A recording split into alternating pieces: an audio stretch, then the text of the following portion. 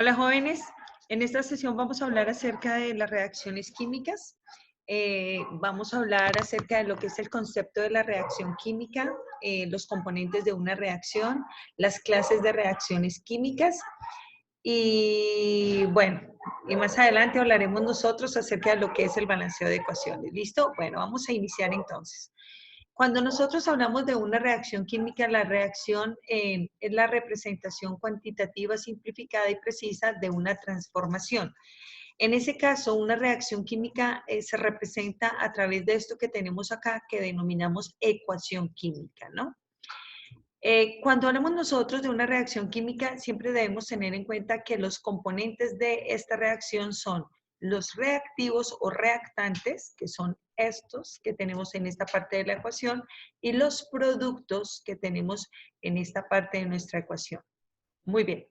Entonces, esto es fundamental. Si ustedes van a ver aquí en la parte de los reactantes o reactivos, cada una de estas sustancias tiene entre paréntesis como subíndice un estado, una letra que me representa el estado en el cual se encuentra. En este caso, podemos decir nosotros que acá en los reactivos, estos reactivos A, que tiene como subíndice la S, nos está indicando que está en estado sólido. G, que es el caso, el estado de la sustancia B, está en estado gaseoso, pero también el estado gaseoso lo podemos representar con una flechita hacia arriba. Muy bien. C tiene como subíndice, que ya forma parte de lo que son los productos, tiene como subíndice la letra L, que nos indica que está en estado líquido, y D puede tener una AC o una AQ, y eso quiere decir que la sustancia está en estado acuoso. Muy bien. Además de eso, ustedes se encuentran un triangulito aquí en la parte inferior. ¿Qué quiere decir este triangulito? Ese triangulito quiere decir que le podemos aplicar calor o energía a nuestra reacción química para que ésta se lleve a cabo, o que es necesario aplicársela, ¿no? Cuando la flechita viene hacia abajo, esto nos indica que la sustancia con la que estamos trabajando o que se está generando es un precipitado. Si la flecha va de izquierda a derecha en esa dirección o en una sola dirección, nosotros decimos que es una reacción irreversible. ¿Qué quiere decir irreversible? Que se generan los productos y ahí termina la reacción química. Pero cuando nosotros vemos en una ecuación dos flechas, una que va de derecha a izquierda y una que va de izquierda a derecha, entonces decimos que esta es una reacción reversible. ¿Qué quiere decir eso? Que cuando reaccionan estas sustancias, que son los reactivos, y se generan los productos, luego a partir de los productos se puede volver a generar el reactivo. Entonces, viene en ambas direcciones. ¿Listo? Entonces, esas son las reacciones reversibles. Vamos a ver entonces cuáles son los tipos de reacciones químicas. En este caso, vamos a ver nosotros una reacción de combinación o síntesis. ¿Qué tenemos acá? Una reacción de combinación o síntesis cuando tenemos dos o más sustancias y se va a formar una nueva sustancia. En este caso, nosotros podemos hablar aquí el caso del nitrógeno más el hidrógeno, ¿listo? Entonces, tengo una sustancia A más una sustancia B, y cuando uno estas dos sustancias o combino estas dos sustancias me van a generar un producto que va a ser AB. Muy bien. Vamos a ver un ejemplo. Tenemos el nitrógeno en estado gaseoso y el hidrógeno en estado gaseoso. Cuando yo tengo el nitrógeno y lo uno con el hidrógeno, esto nos va a generar una sustancia que va a ser el amoníaco. El amoníaco en estado gaseoso. Muy bien. En este caso vamos a revisar cuántos nitrógenos tengo acá. Bien, o sea, perdón, antes de eso, ¿no? Tengo dos reactivos y de los dos reactivos, de unir los dos reactivos, se va a generar un solo producto. Muy bien. En este caso, ¿qué podemos decir? Primero que todo, combinamos dos sustancias para poder generar una sola, ¿no? Ahora vamos a analizar la parte de la cantidad de sustancias que tengo. Aquí en este caso tengo dos nitrógenos y aquí tengo uno. De una vez vamos a tratar de hacer algo de balanceo, ¿les parece? Tengo dos nitrógenos, entonces en ese caso tengo uno solo, entonces le vamos a agregar como coeficiente, no como subíndice, sino como coeficiente, el número 2, que es el que nos indica que podemos completar ahí los dos nitrógenos. Bien, ahora vamos a ver en el caso del hidrógeno, ¿Cuántos hidrógenos tengo? Aquí a la derecha tengo 2 por 3, 6 hidrógenos. Y acá en el reactivo tan solo tengo 2. Entonces vamos a buscar un número que al multiplicarlo por el subíndice, que es 2, nos dé 6. En ese caso tendríamos 3. 3 por 2, 6. Y aquí 2 por 3, 6. Ya tenemos balanceados nuestros hidrógenos. Perfecto. Este sería un ejemplo de reacción de combinación o síntesis. Otro ejemplo de esta combinación puede ser el caso del agua. Entonces tengo el hidrógeno, si al hidrógeno le agrego el oxígeno, se va a formar el agua. El hidrógeno en estado gaseoso, el oxígeno en estado gaseoso, y cuando unimos los dos nos va a formar el agua.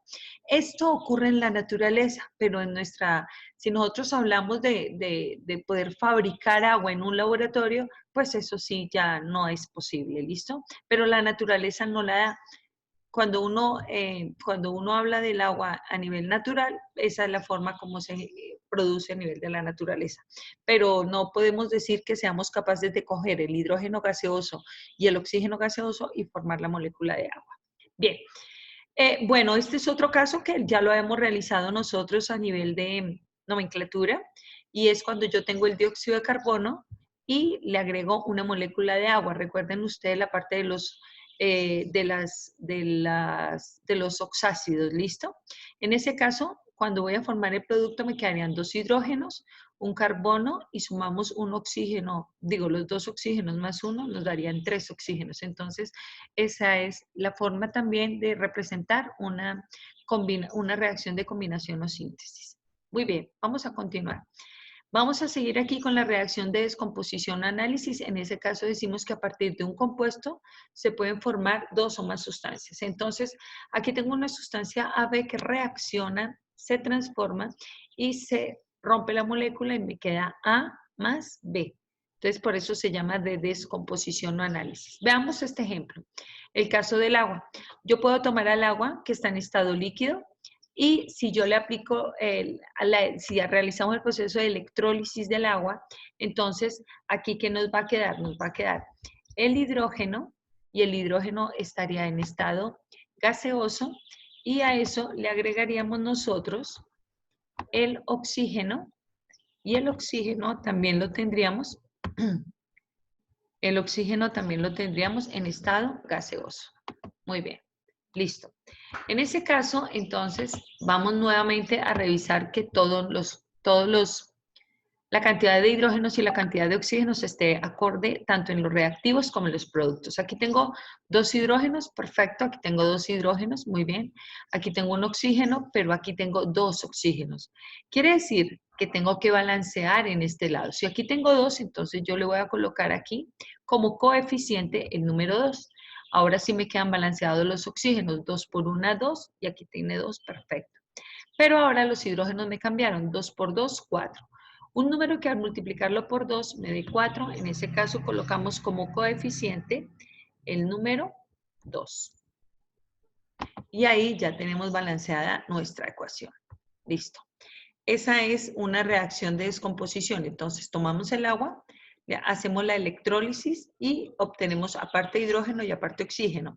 Pero si yo tengo aparte el hidrógeno y aparte el oxígeno, en forma natural se forma el agua, pero nosotros automáticamente no podríamos hacer agua, ¿listo? En un laboratorio. Bien, vamos con la siguiente.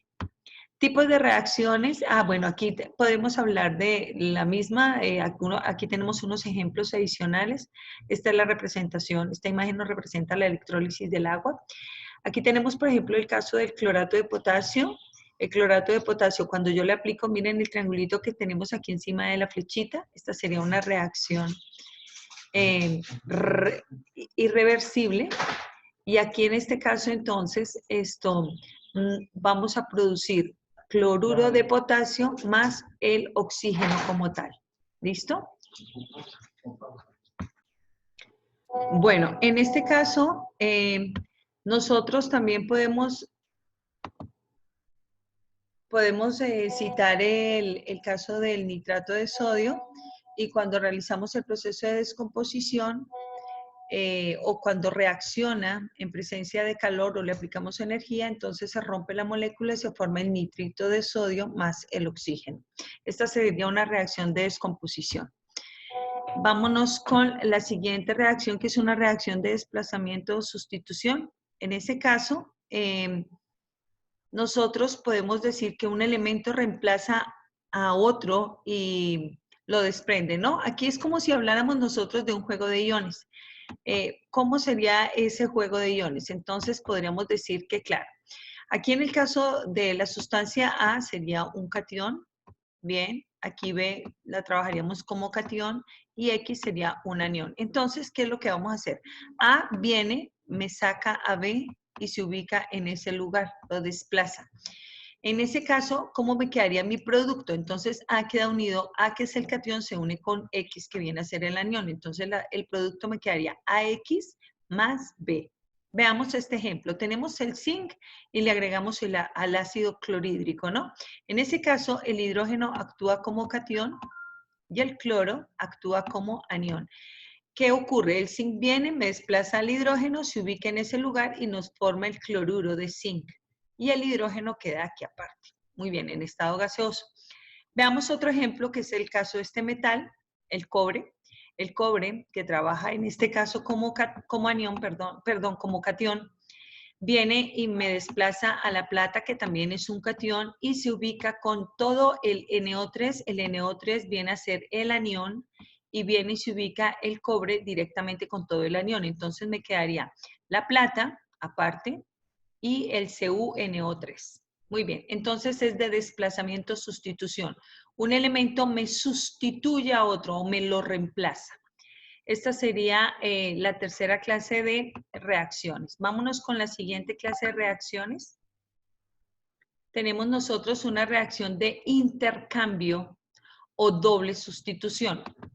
¿Qué ocurre en una reacción de intercambio o doble sustitución? Entonces, aquí tenemos lo mismo que habíamos hablado en el caso anterior, un juego de iones. Un juego de iones, aquí, ¿cómo lo identificaríamos? Vamos a revisar un minutico. Vamos a revisar entonces los iones en el caso de A y en el caso de B.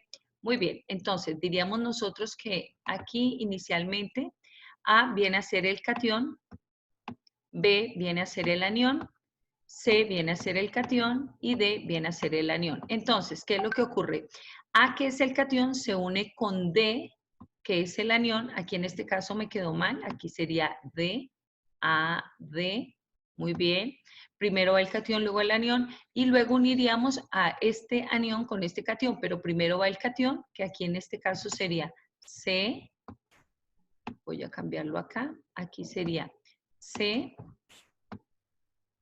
con B. Esa sería la forma de organizar este compuesto. ¿Listo? AD más CB. Muy bien.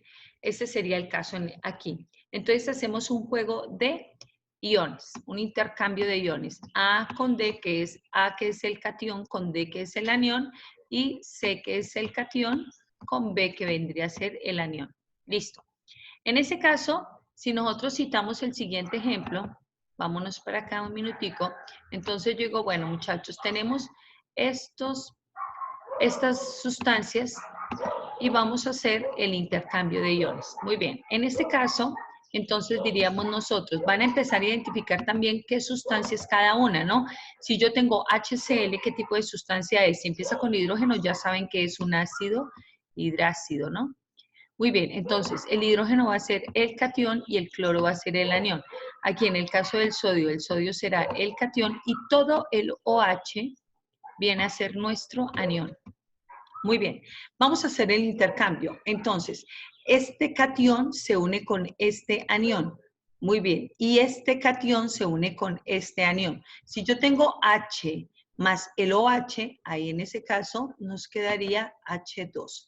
Entonces, ¿cómo me quedaría mi producto? Mi producto sería, primero coloco el catión y luego el anión. Entonces, NaCl, muy bien, más, y si unimos el hidrógeno con el grupo OH, nos quedarían 2 hidrógenos y la O, en ese caso H2O.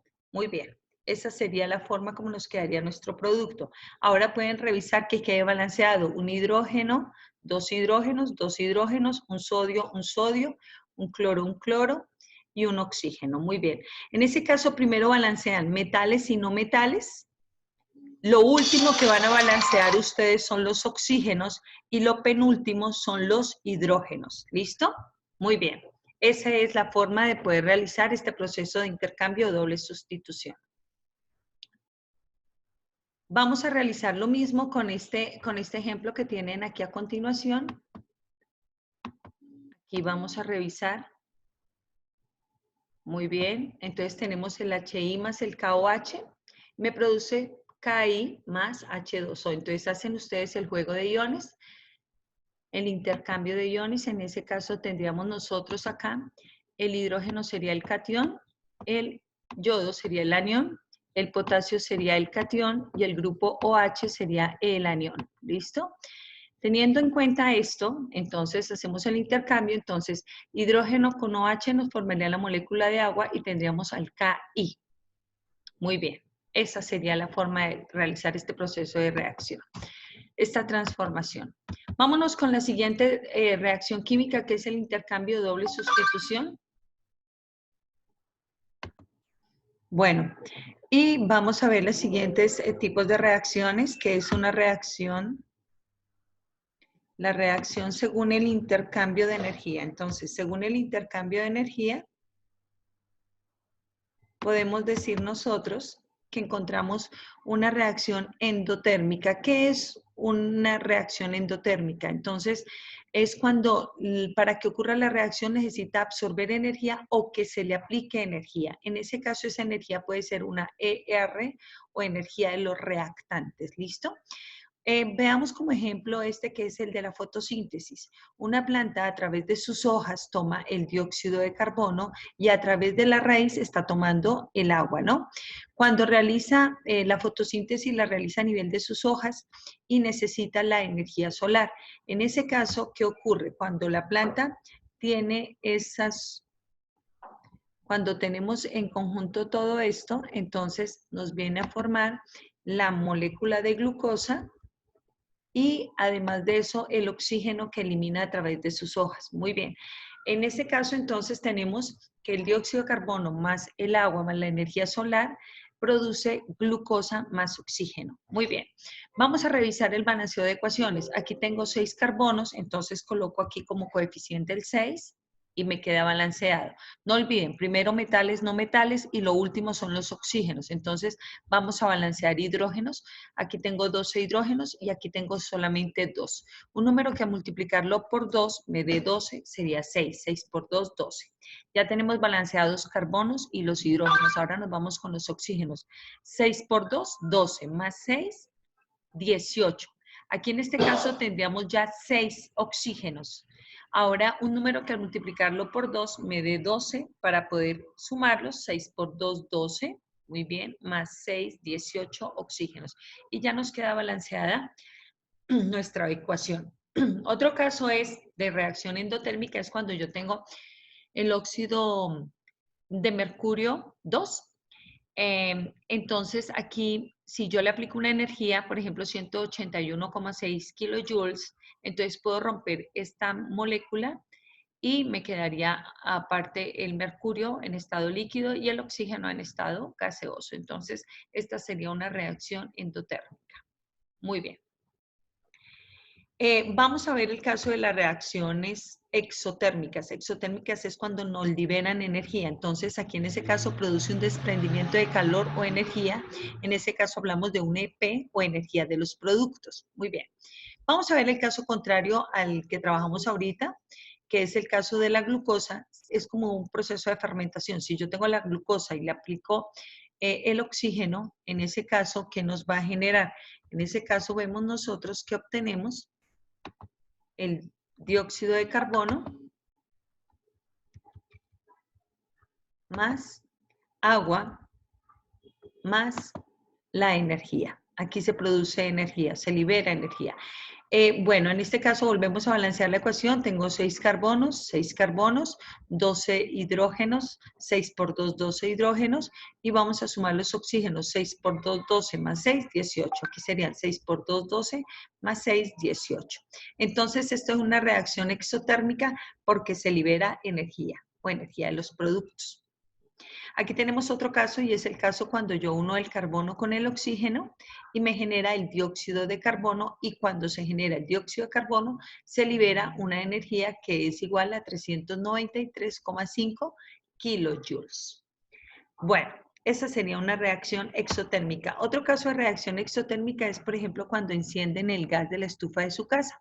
Entonces tenemos el gas propano. Si le agregamos oxígeno, entonces primero que todo se genera el dióxido de carbono más el agua, pero el agua que se genera en nuestra casa cuando encendemos la estufa de gas es un vapor de agua. Y además de eso, entonces obtenemos, imaginemos que estaba de noche y que ustedes necesitan, prenden la luz, prenden la estufa, perdón, entonces eso les va a dar la luz, la estufa cuando la encienden les va a dar luz y además de eso les va a producir calor, entonces sería energía lumínica si produce algo de luz y energía calórica. Bien, esa sería una reacción exotérmica. Bueno, eso será todo con respecto a la parte de reacciones químicas.